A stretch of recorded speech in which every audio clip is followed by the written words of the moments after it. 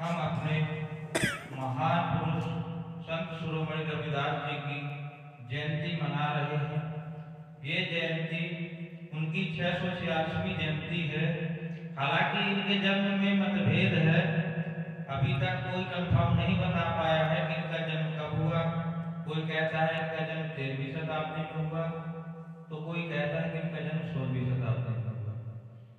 लेकिन जब भी इनका जन्म हुआ हो, हमें इससे कोई मतलब नहीं है। लेकिन ये हमारे समाज में पैदा हुए ऐसे महान पुरुष थे जिनका आज तक मान लो कोई ऐसा व्यक्ति नहीं है जो इनको नकार सके कि इनके पास में शक्तियां नहीं थी या ये महापुरुष नहीं है।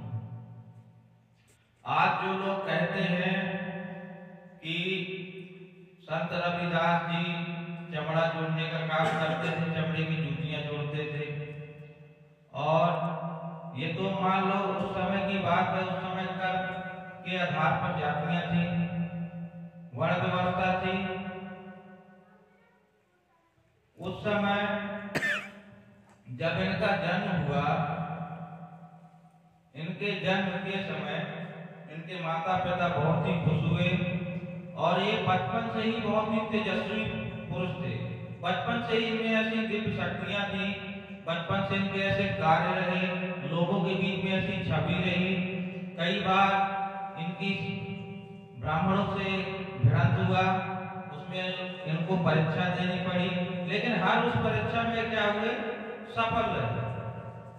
जैसा कि हमारे सर ने बताया कि गंगा मैया वाली कहानी कि जब वो ब्राह्मण गया और रविदास जी की भेंट को माँ गंगा को अर्पित किया, तो माँ गंगा ने अपने हाथों से उस भेंट को क्या किया, स्वीकार किया, और उस भेंट को अपने पास रखकर रविदास जी को जो भेंट दी, उस ब्राह्मण ने क्या किया। ब्राह्मण क्या होता है, कुटिल होता है, लालची होता है।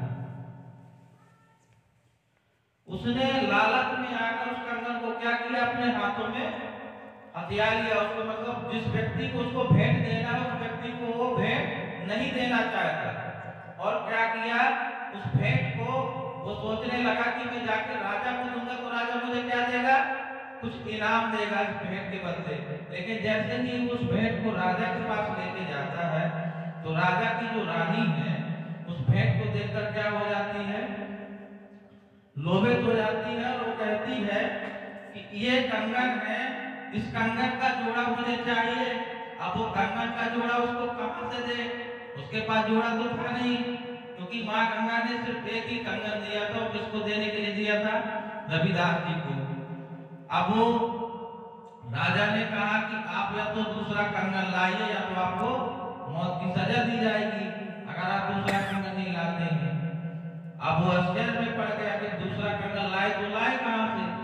अब माँ गंगा तो उसके लिए प्रकट नहीं होगी कि दोबारा उसको कंगन प्रदान करे। तो वो किसके पास गया, अब वो दोबारा से रविदास महाराज जी के पास गया और उनके पैरों में गिर गया कि महाराज अब मुझे बताइए, नहीं तो मुझे क्या हो जाएगी, सजा हो जाएगी।